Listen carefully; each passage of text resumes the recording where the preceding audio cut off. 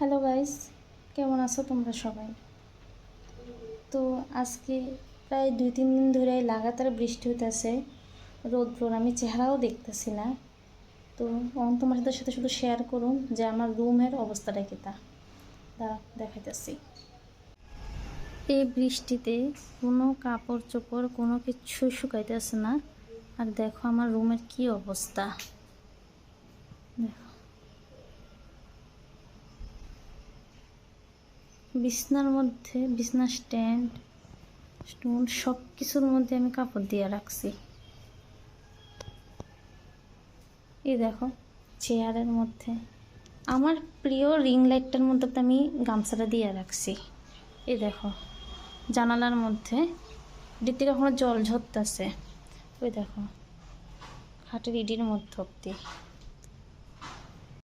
দেখো কি অবস্থা আমার ঘরের, মানে কোনো ভাষা নেই, কোনো জায়গা নেই। আমি মনে হয় আরেকবার যদি স্নান করি তাহলে মনে হয় আমার এবার কাপড় চোপড় মানে আমি বিছনার মধ্যে যেখানে আমি শুই ওখানে দিতে লাগবো, আমি মনে হয় মাটিতে শুতে লাগবো। এত খারাপ অবস্থা। প্লিজ ঠাকুর আর বৃষ্টি না, এবার একটু রৌদ্র লাগে। আমার থাকার জায়গা নেই ভাই, আমার থাকার জায়গা নেই।